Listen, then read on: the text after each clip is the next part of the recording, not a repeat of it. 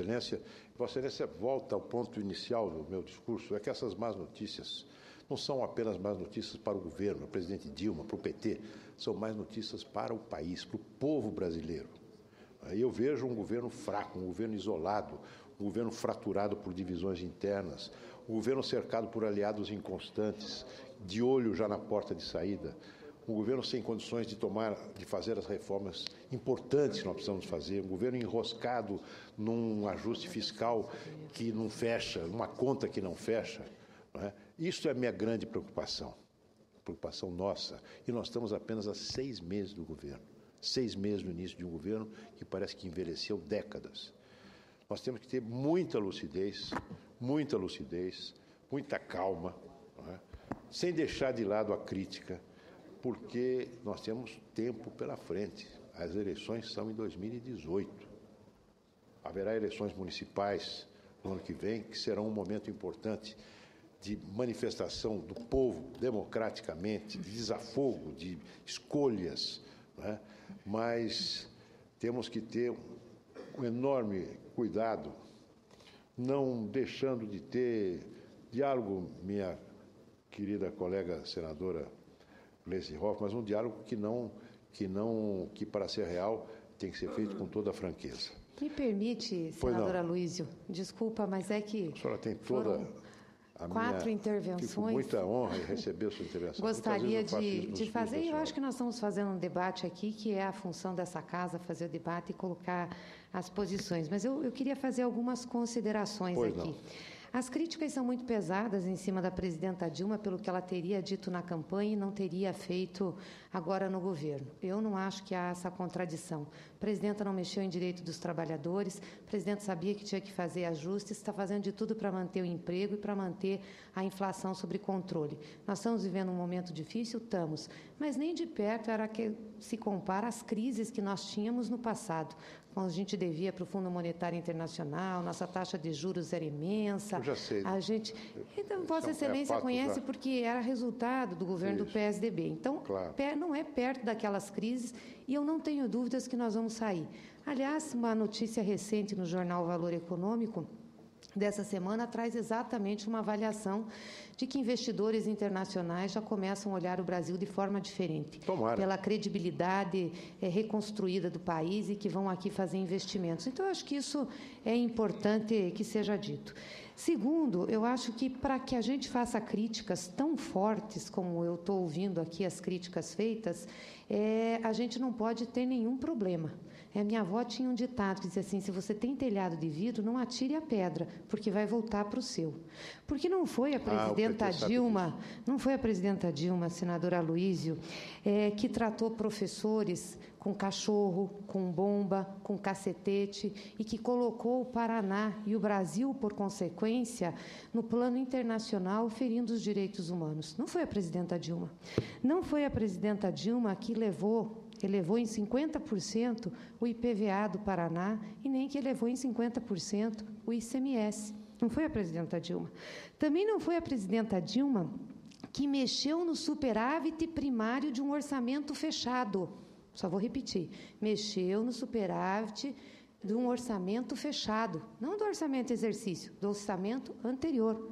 Quem fez tudo isso e que está numa situação crítica na gestão de suas finanças e que disse que, quando acabou a eleição, o melhor estava por vir, é um governador do partido do PSDB, é o Beto Richa. É ele que fez tudo isso. Então, se vai criticar a presidenta Dilma, primeiro faz a lição de casa, chama o governador e diz para ele não ficar fazendo esse tipo de coisa, porque isso desautoriza o discurso de Vossas Excelências nesse plenário. Desautoriza. E com todo o respeito que tenho a Vossa Excelência, com todo o respeito que tenho ao senador Aécio, mas se ele vai se basear para dizer que eu não represento o Paraná pela votação que eu tive como governadora, vou ter que dizer a ele que ele também não representa o povo de Minas pela votação que ele teve como candidato a presidente naquele estado. Então, as coisas 4 não vezes mais que a da podem senhora, ser senadora, assim. com todo o respeito. As coisas não podem ser assim. A gente precisa olhar para aquilo que é responsabilidade da gente antes de atirar pedra. E assim também aqui foi falado das questões de corrupção. Eu sou a favor que se passe a limpo tudo. Tem que passar, não tem problema nenhum. Responda ao inquérito, assim como o senador também responde. Eu acho que tem que responder se o nome for citado. Não há problema. O problema é que não pode olhar para o vizinho, apontar o dedo e achar que o seu quintal está limpo. Quando no seu quintal tem Mensalão Mineiro, tem Transalão de São Paulo, quando no seu quintal teve Demóstenes. Então, não dá. Ou a gente tem coerência, eu não venho aqui atacar a moral de ninguém, ou a gente tem coerência e debate aquilo que realmente nos separa, que é a visão de desenvolvimento do país. De um lado, quem quer fazer esse desenvolvimento com inclusão, para que todos ganhem, e de outros, quem tem restrição a isso, ou nós vamos ficar fazendo um debate que não corresponde à realidade dos fatos, porque quem está acusando tem muito a ser acusado. Senador Gleisi. Senador Luiz, permita bem rapidamente, apenas 30 segundos, já que tive a honra de mais uma vez ser citado pela senadora Gleisi. Eu tenho que cumprimentá-la. Cumprimentá-la até porque aqui, abandonada pelos seus pares, ela faz aqui o bom combate. Isso é motivo de reconhecimento. Mas tem um ainda maior, né? Porque ela consegue encontrar nos jornais uma boa notícia em relação ao governo. Realmente deve ter pesquisado bastante ao dizer que os investidores estão otimistas em relação ao Brasil. Nunca, senador, e você sabe disso, houve tanto desânimo em relação ao Brasil. Nunca houve tanto desencontro entre a palavra empenhada e a ação praticada. Quem disse que a presidente mentiu na campanha eleitoral não fomos apenas nós, foi o presidente Lula. E quem percebe essa mentira não somos nós da oposição, são os cerca de 70% de brasileiros que rejeitam a presidente da República. O deputado Índio da Costa se encontrava comigo agora há pouco, me trazia uma pesquisa do Rio de Janeiro, onde a avaliação da presidente é de 5%, de ótimo e bom. Isso não é obra da oposição. Por mais competente, por mais dedicada, por mais combativa que fosse a oposição, nós não conseguiríamos desqualificar, desmoralizar um governo da forma como o próprio governo conseguiu fazer. Essa é a realidade, ilustre senadora. Essa é uma obra do PT e por essa obra o PT terá que responder. Obrigado, senador Aécio Neves. Senadora Gleisi Hoffmann, eu quero dizer à senhora que eu ficaria fascinado em discutir com a senhora a respeito do Paraná. Fascinado. Mas esse não é o tema do meu discurso. Paraná, vamos deixar que a Assembleia Legislativa, que foi invadida, que foi ultrajada por manifestantes assolados, sabe-se lá por quem, para impedir-lhe uma deliberação legítima, vamos deixar que essas críticas ocorram lá nesse momento. Agora, a senhora se diz chocada com o vigor das críticas que nós fazemos à presidente Dilma. Senadora Gleisi Hoffmann, ouça o que o povo diz por aí fora. Ouça, na fila do supermercado, na hora do caixa, da feira. Ouça o que as pessoas dizem, os comerciários que ficam ali a ver navios nas lojas desertas, as pessoas que têm que recorrer ao empréstimo bancário, têm que pagar um juro médio de 60%. Quem então caiu na desgraça de entrar no cheque especial está liquidado.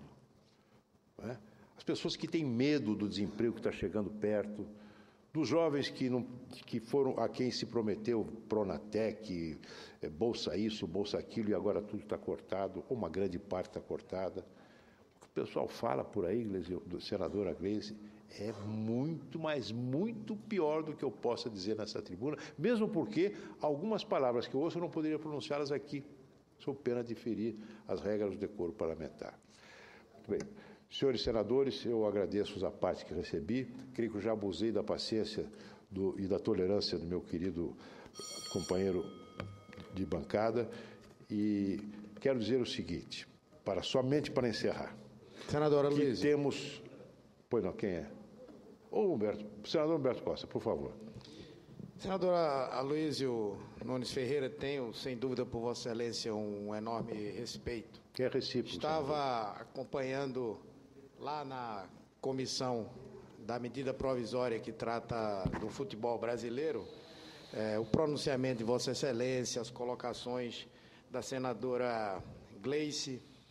E eu gostaria de dizer, em primeiro lugar, que nós estamos apenas iniciando o segundo mandato da presidenta Dilma, em meio a um ambiente de muitas dificuldades, dificuldades internacionais, dificuldades internas, erros que efetivamente cometemos, mas, sem dúvida, também diante de um cerco jamais visto na história desse país. Um cerco liderado pela grande mídia e secundado pela oposição. Secundado, eu digo, porque hoje em dia é muito fácil fazer oposição. Na época que éramos oposição, não. Na época em que éramos oposição, nós, deputados, senadores, parlamentares, tínhamos que ir atrás dos assuntos, dos temas, buscar as informações. Hoje, a oposição ela é pautada pela mídia. A mídia solta uma informação, muitas vezes uma informação sem comprovação ou algo que não corresponde à realidade, daí a oposição faz o seu carnaval. É óbvio que hoje há um desânimo na sociedade brasileira, é óbvio que hoje nós temos problemas de ordem política, mas obviamente que tem um clima que é muito mais artificial do que a realidade. Dizer que a situação econômica do Brasil é uma situação caótica, como nós vemos no dia a dia, Vossa Excelência é inteligente, Vossa Excelência entende desse assunto e sabe que não é verdade. Os pressupostos da economia brasileira são positivos, nós temos amplas condições de superar esse momento, estamos aplicando as medidas corretas e Vossa Excelência me desminta se discordar do que eu vou dizer agora. Se o partido de Vossa Excelência tivesse vencido a eleição, estaria aplicando essas medidas hoje. Não aplaude e nem apoia essas medidas, porque, no fundo, é a teoria do quanto pior, melhor. E, com todo respeito, mais uma vez, carece ao PSDB a autoridade política para fazer críticas ao nosso governo. Eu acho tão interessante que ele fala, olha... Por que nós temos autoridade? Eu quero só uma coisa. Eu vou dizer... Por que não temos autoridade? Eu vou dizer... Eleitos, assim como eu vou senhor, dizer... nós estamos aqui por vontade do povo. Não, eu estou falando de ter razão. Não quero que Vossa Excelência razão. Me escute. Pois não. Vou dar um exemplo. Vossa Excelência estava falando aí, o FIES está com problema, o Minha Casa Minha Vida está com problema, N coisas que são construções do nosso governo.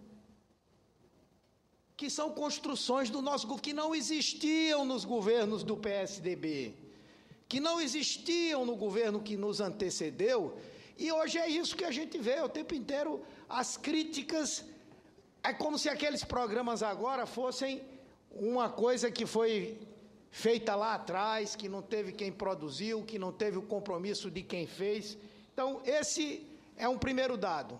E um segundo dado é esse outro, é de que o conjunto das críticas que hoje são feitas, Vossa Excelência sabe muito bem, seriam as medidas que estão sendo tomadas hoje e que são medidas que geram esse sentimento de antipatia, de questionamento da sociedade, até porque foram mal comunicadas, eu já tive a oportunidade de dizer isso. É verdade. Elas, inclusive na campanha eleitoral. Elas seriam tomadas por Vossas Excelências se ao governo tivessem chegado. Então, por isso eu digo que falta autoridade ao PSDB de fazer essas críticas, primeiro porque se estivessem no governo, estariam tomando essas medidas e hoje não tem a coragem de reconhecer a necessidade dessas medidas. Segundo, porque o tempo inteiro falam de coisas, de conquistas que foram dos nossos governos e que nos governos de Vossas Excelências jamais sequer foram pensadas. Muito obrigado pela gentileza de Vossa Excelência em me conceder a parte. Eu que fico muito honrado com o seu a parte, meu prezado líder Humberto Costa. Só uma precisão, o FIES foi criado no governo Fernando Henrique, o ministro era o Paulo Renato. Agora, voltando aos tempos atuais. Excelência, logo em seguida, como? Para crédito educativo. Pois não. Mas vamos voltar aqui aos tempos atuais, não é? Porque os senhores sempre procuram voltar ao tempo do Fernando Henrique, faz 13 anos que nós não somos mais governo, são obcecados por isso. E cada vez que o Fernando Henrique fala, eles ficam agitados, nervosos. Mas vejam, a história do ping-pong entre a palavra do partido e a mídia, os senhores foram mestres nessa articulação. Quem não se lembra de como é que funcionava quando o PT era oposição? Plantava uma notícia no jornal, com grande repercussão. Se queixam agora da mídia. Estão cuspindo no prato em que comeram. Grande repercussão. E, em seguida, quem entrava no jogo?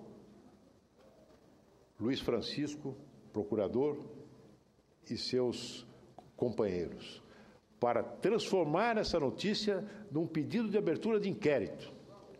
E aí, gerava-se uma outra notícia. Temos um inquérito aberto.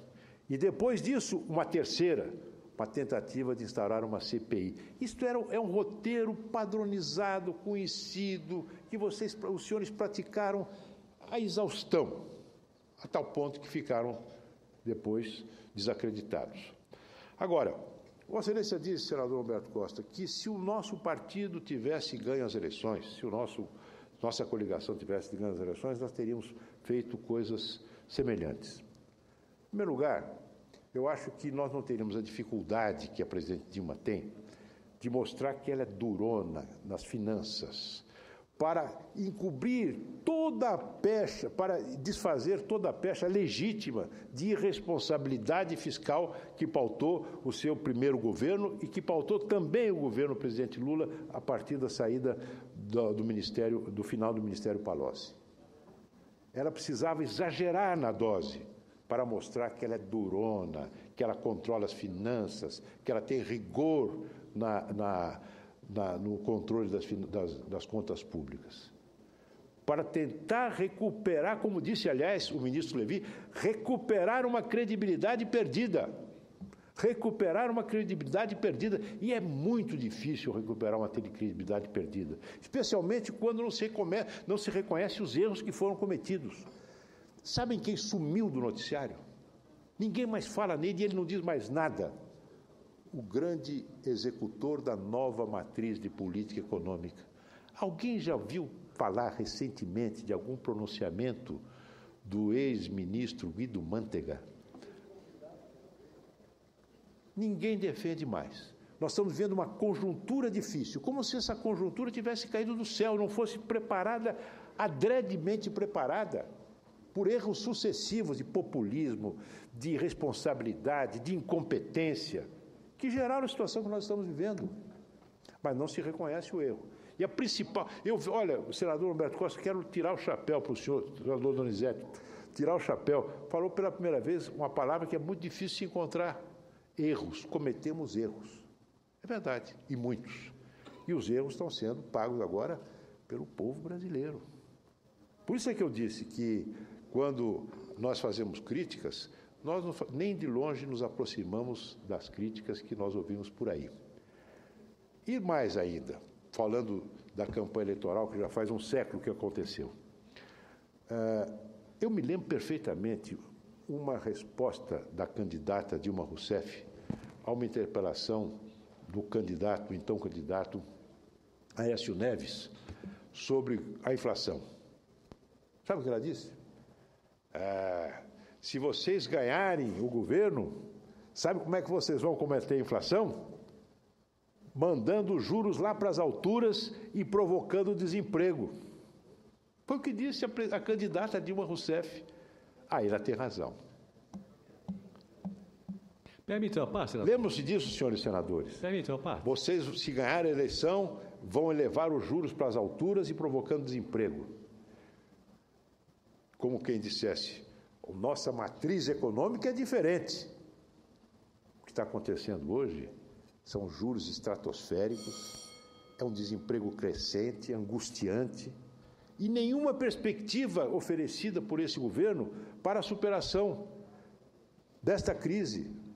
Nenhuma perspectiva de longo prazo, de reformas profundas que permitam um crescimento com sustentabilidade, inclusive para dar respaldo a programas sociais importantes, como esse a que se referiu o senador Humberto Costa. Não é? Porque o governo, de erro em erro, este governo foi perdendo margem de manobra. O que se vê hoje é que não há outro recurso na imaginação criadora dos neoliberais que controlam as finanças públicas hoje, senão o aumento dos juros para provocar o desemprego e para, com isso, tentar desaquecer o mercado e derrubar a inflação. Só que o mercado já está mais do que desaquecido. Mais do que desaquecido. Começa agora no setor de serviços, que é o último a entrar na paralisia, que já está hoje demonstrando sinais evidentes da mesma paradeira que atinge os outros setores. O senador Donizete, que pediu a parte. Acho que é muito salutar esse debate, mas eu queria perguntar, o senhor leu o artigo do Marcos Coimbra, que fala dos 2 janeiros? Não li, senador. Então, acho que o senhor precisava ler, porque, assim, naquele momento... Se o senhor puder me mandar... Os 2 janeiros, o do presidente Fernando Henrique à época e o janeiro da Dilma no segundo mandato, nos 2 segundos mandatos. Então, quando o presidente Fernando Henrique assumiu o segundo mandato, no mês de janeiro, a inflação saltou quase para 20%.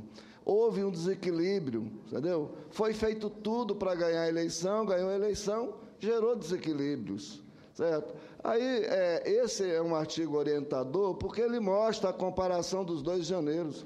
E os fundamentos da economia hoje são muito melhores do que do janeiro do ex-presidente Fernando Henrique. Então, assim, eu acho que é muito bom o debate, mas a gente também não pode tampar o sol com a peneira. Aí, de vez em quando, eu vejo aqui a reclamação de vocês, mas vocês ficam falando lá do presidente Fernando Henrique.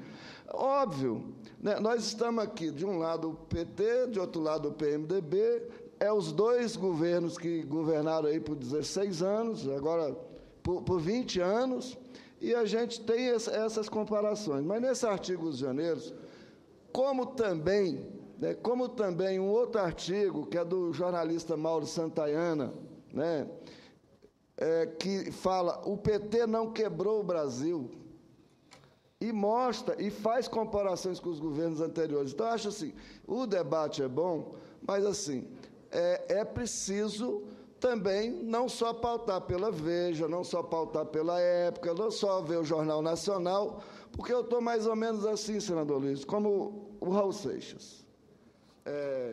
Eu não preciso ler jornais, mentir sozinho, eu sou capaz, porque há muita mentira, muita maldade, muita distorção. Aí, não podemos comparar o controle que o presidente Fernando Henrique tinha dos meios de comunicação, que foi que facilitou e ajudou a aplicar o consenso de Washington, né, no país. Ele tinha praticamente 100% da mídia do lado dele. Em algum momento... O consenso de Washington, senador, eu não sei o que é isso. O senhor sabe. Não sei, sinceramente não sei. O consenso de Washington foi a decisão do grupo lá nos Estados Unidos que levou à aplicação do neoliberalismo junto com a Inglaterra, Ronaldo Reagan, etc. E a linha do PT, meu amigo? Não. É o que vocês estão fazendo. Foram buscar o Joaquim Levy para fazer isso. Não. Que é isso? Não, senhor. Esses erros são nossos, não de Washington, não. Senador Luiz, no decorrer do processo, nós vamos ter a oportunidade de ver que há diferença, porque o discurso antes também não. O PT está aplicando a política do PSDB. Durante anos, vocês ficaram repetindo, não, o PT está aplicando a política do PSDB. Não é verdade. Então, assim, eu acho que o debate é bom, mas a gente tem que ir, no mínimo, no trilho da verdade em muitos aspectos. E eu não quero fugir da verdade. Agora, eu leio Época, eu leio Veja, mas eu leio outros articulistas, eu leio outros meios de comunicação que têm visão e dados diferentes para poder contradizer a muita coisa que a imprensa nacional tem dito e que vocês têm repetido.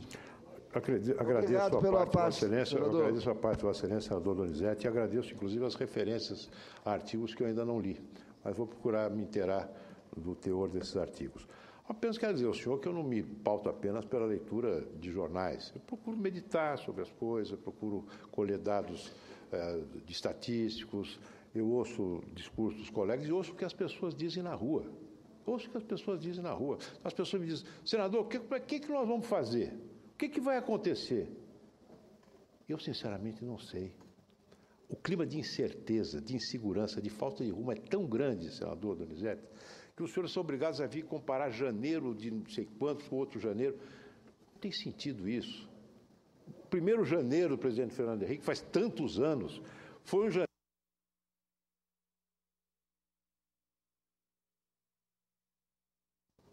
Desculpe, no bojo de uma crise terrível. Desculpe, senador, é o 2º de janeiro, não é o primeiro, não. Eu quero referir ao primeiro para depois falar do segundo. Uma crise terrível, uma crise política que começa a ser costurada, começa a ser superada no governo Itamar, que os senhores repudiaram. Chegaram a expulsar uma das mais valorosas militantes do seu partido, Luísa Erundina, porque ela foi integrar o governo Itamar. A crise de hegemonia que vinha desde a agonia do governo militar foi superada graças a um programa de reformas efetivo que mudou profundamente o Brasil. Não apenas permitiu controlar a inflação, mas mudou os fundamentos, o funcionamento da economia brasileira para bem, para o bem. E eu esperava, sinceramente, que quando começou, que no 1º de janeiro do presidente Lula, ele anunciasse a sequência de um programa de reformas importantes para dar sustentação e continuidade a um processo de mudança, para libertar o Brasil da amarra, do atraso, da burocracia, da mediocridade. E ele pediu o nosso apoio para dar sequência à reforma da Previdência que nós havíamos iniciado. E nós demos esse apoio ao presidente Lula, o apoio que o seu partido negou. Nós, do PSDB, nós demos. E aquele 2º de janeiro do presidente Fernando Henrique, realmente nós assumimos o governo numa situação difícil. Depois de ter enfrentado várias crises internacionais reais, nós enfrentamos uma crise grave que vinha da perspectiva da vitória do PT. Se o PT ganhar, alguns diziam, os empresários vão embora do Brasil. E o presidente Fernando Henrique fez tudo para que tivéssemos uma transição tranquila, pacífica. Quando precisou recorrer ao Fundo Internacional, porque havia uma fuga de divisas, por causa do pânico gerado pela perspectiva de vitória do presidente Lula, o presidente Fernando Henrique convidou ao seu gabinete o presidente nacional do PT, o então deputado José Dirceu. Fui eu que articulei esse encontro. Fui eu que articulei esse encontro para que o presidente avisasse aquele que era o grande, digamos, articulador político da campanha do Lula, os passos que ia tomar, que necessitava tomar. Nós aqui no Congresso Nacional, eu era deputado à época, quando Lula ganhou a eleição, o presidente Fernando Henrique orientou a sua base de apoio, que eu integrava, para que na elaboração e na votação do orçamento nós seguíssemos as orientações do deputado Bittar, que falava pelo próximo governo, pelo governo de Lula. Então, esses são janeiros memoráveis dos quais eu não quero me esquecer, Agora, eu vou voltando já, caminhando para o final do meu pronunciamento, me referindo a todas essas notícias ruins que geram um movimento de muita insatisfação do povo, de muita impaciência, de muita revolta. Fomos enganados. A pessoa que foi enganada, que compra gato por lebre, fica muito, muito, muito brava com todo mundo, mas principalmente com aquela pessoa que ocupa a cúpula do sistema político, que é a presidente Dilma, que foi a principal responsável pelos desacertos e a principal emissora das mentiras mais deslavadas. Eu vejo essa impaciência, mas vejo também, meus caros colegas, a confiança de que este mesmo povo, que está hoje triste, amargurado, revoltado, esse povo que inventou a mandioca, em 2018, vai descascar esse imenso abacaxi que o PT nos legará. Muito obrigado.